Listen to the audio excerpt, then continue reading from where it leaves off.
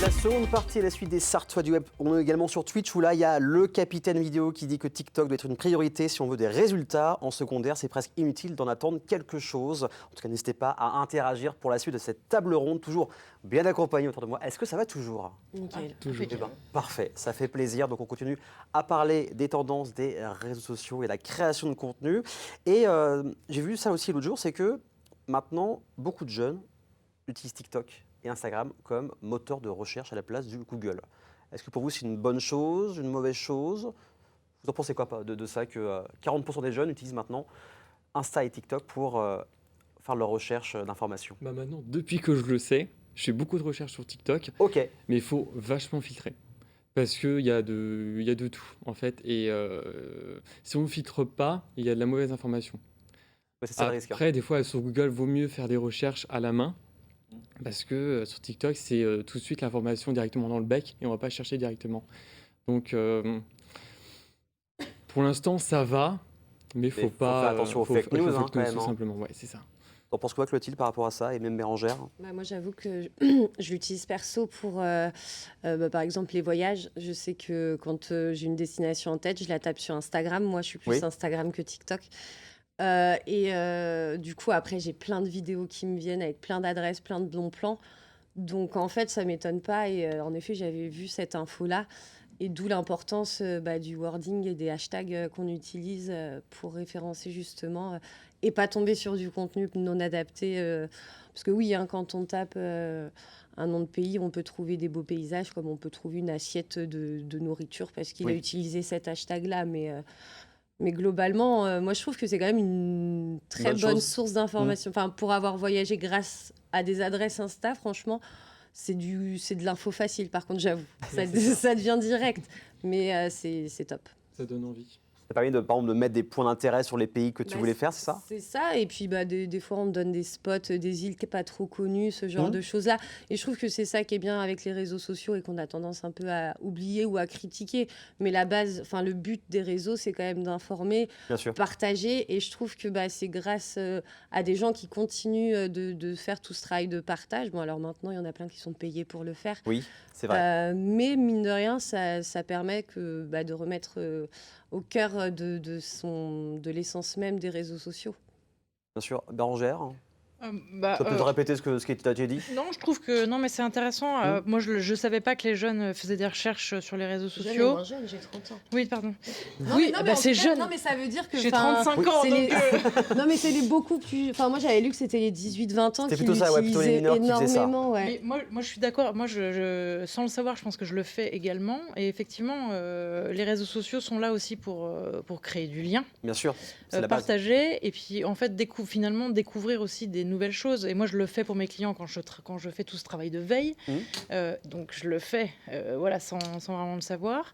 Après, je crois qu'il faut aussi mettre un petit peu de mesure là-dessus par rapport à l'intelligence artificielle aussi. On voit aussi énormément de contenu. Je l'utilise, mais moi, depuis, je dois être un dinosaure, hein, mais j'ai fait exprès, depuis des années, de ne pas utiliser les moyens d'IA pour rédiger du contenu. Ça fait 1 mois que je suis sur ChatGPT 4. Ok. Ça a tenu le plus longtemps possible. Oui, en fait, ça a tenu, et puis puis en fait, tout le monde se foutait de moi, alors j'ai fini par le faire, et bon, c'est vrai que c'est utile de temps en temps. Mais attention, en fait, quand même, on voit le contenu d'intelligence artificielle, on voit le contenu qui est écrit et qui est bien compris, bien cerné par la personne qui le rédige. Et donc, je pense que ça va être un peu tout l'enjeu aussi de ces prochaines années, et même, j'allais dire, de ces prochains mois, parce qu'il y a encore beaucoup de choses qui vont bouger, c'est d'arriver à déstrier le vrai du faux, la fake news, voilà, les choses qui sont vraiment écrites, parce que ça sort, le prompt sort de la tête de quelqu'un. D'ailleurs, on voit bien les différences entre les deux. C'est toute la difficulté d'ailleurs de l'intelligence artificielle, c'est que finalement c'est nous qui l'alimentons par le biais des prompts, mais le prompt il sort pas de nulle part, quoi. Il sort de notre tête.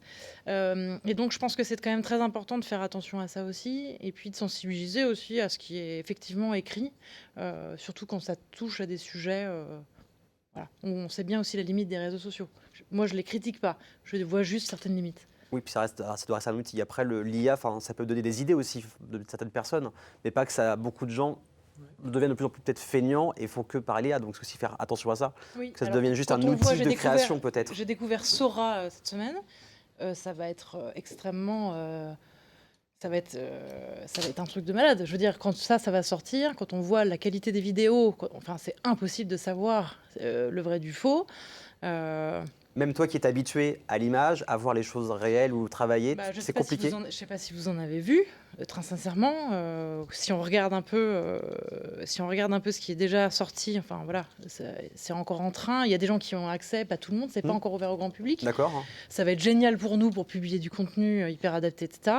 Mais ça va être voilà, ça va encore bouleverser les choses. Et donc, je pense qu'il va falloir aussi faire très attention à savoir. Moi, je ne sais pas aujourd'hui certaines vidéos dans mon fil Instagram si c'est de l'intelligence artificielle ou si c'est du vrai. Et encore, vous êtes dans le métier de l'image, de la communication. Alors, pour les personnes qui sont vraiment complètement extérieures à ça, c'est encore plus dangereux sur certaines informations. Et ça se voit sur Twitter. Oui. Moi qui suis sur Twitter, c'est un post sur deux. Puis Twitter a un algorithme, lui, je ne comprends pas. Je crois que personne ne le comprend, l'algorithme Bah ouais, de Twitter. parce que des fois, je vois des trucs alors que j'ai pas du tout envie de les voir. Ouais. Et oui, il y a un certain monde de l'IA. Tu es là, tu fais, mais tu sais même plus, en fait. Et c'est dommage parce que moi, X... Du coup, j'ai du mal. Mais je l'utilisais comme source d'information parce qu'on sait tout en avance sur X avant que ça passe à la télé. On le sait.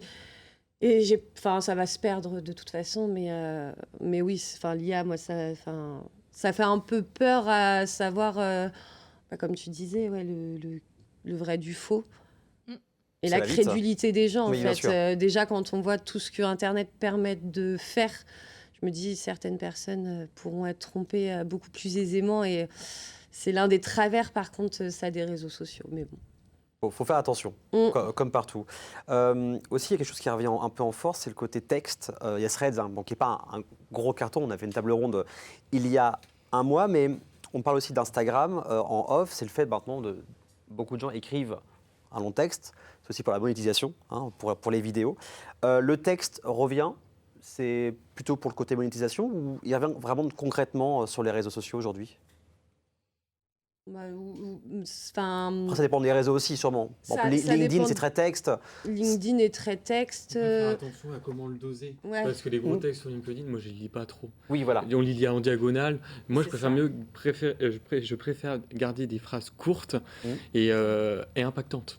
Oui. Parce que faire du long texte pour faire du long texte, au moment d'achat GPT, va nous faire du long texte. Quoi. Mais le texte, c'est clairement la monétisation, et j'y repense parce que sur X, maintenant, il y a la possibilité d'écrire plus que le nombre de caractères qui était très limité avant. En ayant acheté la pastille bleue, et le nombre de personnes qui font des pavés, qui sortent de l'IA, je pense la plupart du temps, mais qui font des pavés. Enfin oui, comme tu dis, on lit en diagonale. Et moi, je ne suis pas forcément convaincue de la pertinence. Après, ça dépend de sa cible, bien sûr, et de ses objectifs sur les réseaux. Mais moi, je trouve qu'une vidéo avec tout ce qui impacte en premier lieu, toutes les infos, partout, qui vont te donner toutes les infos importantes dans un premier temps, plutôt qu'un long texte, c'est beaucoup plus impactant. Mais c'est parce que nous, on n'a pas d'objectif de monétisation des vidéos. Voilà. Mais est-ce qu'on peut être mieux référencé avec un long texte, sans cette idée de il y a de l'argent dessus? Par exemple, si je fais un long texte par exemple, sur Instagram, sur juste une photo avec quelques hashtags, c'est mieux de faire ça ou de faire l'inverse, de faire beaucoup plus de hashtags et moins de texte? Ça dépend sur quel réseau. Par exemple, sur LinkedIn, je fais beaucoup de carousels. Oui, ça marche bien. C'est parce que ça marche bien. Une sorte de diaporama, en fait, pour les gens qui ne savent pas. Mais si je publie que du texte, sur LinkedIn, ça ne marchera pas. D'accord. Le nombre d'impressions. D'accord. Attention. Pardon. Bias. Des deux côtés. Je sais pas que je suis pas d'accord, mais je fais aussi des carousels, bien sûr, parce qu'en fait, le but c'est de condenser l'information et de la rendre plus impactante, et puis parce que c'est un nouveau moyen visuel. Mais ça dépend ce qu'on traite. Quelle est la question qu'on traite sur le. Par exemple, moi, je vous donne un exemple concret. J'ai dans mes clients un agriculteur sartois qui a développé un projet d'agriculture durable, donc résilience, non travail du sol. Enfin, on est vraiment dans un projet qui est extrêmement bien construit et voilà, on est dans la bonne direction en tous les cas de l'agriculture sur le plan de la durabilité. Je suis obligée d'expliquer en fait son projet, je suis obligée d'expliquer les termes, je suis obligée de donner des exemples, je suis obligée de rendre la chose finalement. Je disserte pas, mais en fait il faut quelque chose de construit. Il y a un moment, les phrases impactantes, bien sûr, évidemment, j'introduis toujours par quelque chose d'impactant, une question, ou voilà. Mais après, il faut quand même rendre la chose digeste. Avec l'émotion. Être authentique aussi, ça marche bien? Alors l'authenticité, évidemment, c'est de la marque, et ça c'est ce qu'il y a de plus important. Mais moi, j'ai vu la force du référencement, grâce au fait d'avoir du coup du texte, pas forcément. Alors les hashtags sur LinkedIn, c'est moyen, ça dépend. Maintenant, je mets les hashtags dans le texte et pas à la fin. Alors il paraît que ça c'est pareil. D'accord. Faut pas en mettre trop, paraît-il. Ouais, bah non, c'est Deux, pratiquement trois, plus il- besoin C'est ce de qui mettre se dit, oui. des hashtags. Bon, ça change tout le temps. Mais En le fait, mois prochain, oui, c'est ça va ça. encore changer. voilà, Totalement. c'est que ça change tout le temps. Après, quand on voit les scores, parce que maintenant sur LinkedIn, il y a quasi plus que des longs textes. Hein. Oui. Enfin, en tout cas, moi, les personnes que j'ai dans mon réseau, c'est beaucoup de longs textes. Et il y a des très beaux scores d'impression de posts. Hein. Après, ça dépend de la personne aussi. Parce que je pense que ça dépend à qui tu parles et de Oui, quoi c'est tu comme parles, tout. si le sujet... Enfin, parce qu'il y en a, des fois, c'est un Facebook bis. Oui, Ils c'est vrai. racontent leur vie. Et là, soit il y a une anecdote vraiment un peu sympa, mais on se demande si du coup c'est pas un peu surjoué. Soit clairement c'est pas très intéressant. Et là, on le voit au nombre d'interactions sur la publication, quoi. Ça, c'est évident. Il y a tellement de choses à dire. On va devoir arrêter la table ronde, mais on aurait pu parler 2 heures. En tout cas, on va faire un petit tour de table pour vous suivre aussi sur les réseaux sociaux. Donc, Dylan, on parlait de LinkedIn. On peut te suivre sur Voilà, LinkedIn, c'est ça. sur Instagram aussi. C'est ça, TikTok. TikTok, partout. On Partout. peut te suivre partout. Super. Clotilde, donc au shopping, au Mans, c'est ça? C'est ça. Pour suivre l'actualité, les Facebook, infos. Insta. Voilà, comme ça, on peut aussi partout. Bérangère, il y a Happy Communication, mais aussi tu es déléguée au Bureau du Cœur. On va faire un petit mot sur ça parce qu'on en parle beaucoup ici dans l'émission et sur LMTV Sarthe aussi. Bah, et puis ça permet de rebondir sur ce qu'on vient de dire. Moi, je suis donc la déléguée pour l'association des Bureaux du Cœur, qui est une association nationale qui permet de mettre à l'abri à titre gratuit des personnes qui sont à la rue dans des entreprises. Et typiquement, tout ça, c'est aussi développé grâce aux réseaux sociaux. D'accord, ok. Voilà. Et notamment LinkedIn. Aujourd'hui, nous, on a une quinzaine d'entreprises qui font partie de cette mission. Et je parle à titre personnel sur mon profil professionnel de cette action. Et c'est mon meilleur score d'impression. D'accord, ok. Quand on raconte des belles histoires et des choses vraies qui mêlent le monde du social, le monde de l'entreprise, et qu'on y met de l'émotion, parce qu'en fait, c'est des relations humaines, on parle d'humain. Oui, C'est c'est ça clair. que les gens viennent chercher aussi sur les réseaux sociaux. C'est l'émotion, Et l'histoire. non, mais des vraies choses. Oui. On parle de storytelling, c'est notre jargon à nous, mais c'est ça que les gens viennent chercher.